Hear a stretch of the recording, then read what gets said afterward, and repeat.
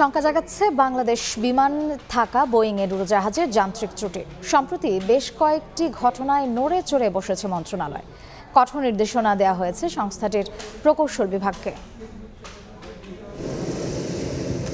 বহরে থাকা নতুন উড়োজাহাজের সঠিক ব্যবহার বাড়িয়ে লাভজনক অবস্থায় থাকতে মরিয়া বাংলাদেশ বিমান।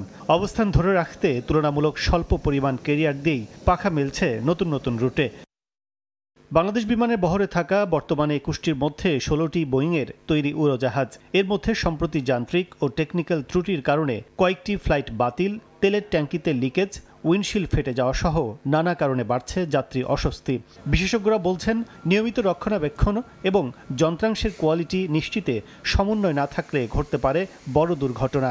একটা এয়ারলাইন্সের যে মেইনটেনেন্স সিস্টেম, এখানে কিন্তু 3টা প্রমিনেন্ট অর্গানাইজেশন কাজ করে। একটা হচ্ছে মেইনটেনেন্স যারা করে ডাইরেক্টলি, তাদের সাথে রয়ে গেছে কোয়ালিটি এনশিওর করার জন্য। তারা কিন্তু কোয়ালিটিটা এনশিওর করার জন্য একটা গ্রুপ রয়ে গেছে। আরেকটা অর্গানাইজেশন ক্যাম্প, কন্টিনিউয়াস এয়ারওয়ার্দিনেস অর্গানাইজেশন। তো 3টা জায়গায় কিন্তু এখানে সবকিছু, এখানে ওদের ভিতরে কোনো কোঅর্ডিনেশন গ্যাপ আছে কিনা সেটাও দেখা দরকার আছে।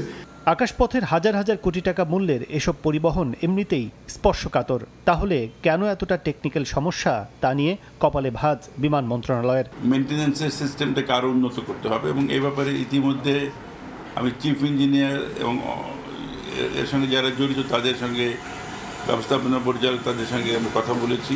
কিছু কিছু পার্টস বা কিছু কিছু সরঞ্জাম যেটা নিয়ে সমস্যা হচ্ছে, যেমন সিট নিয়ে আমি শুনেছি কিছু সমস্যা আছে, এগুলিকে বলেছি আগের থেকেই যেন আমরা প্রকিউর করে রাখি, যাতে প্রয়োজনের পরে প্রকিউরমেন্টে গেলে একটু দেরি হবে।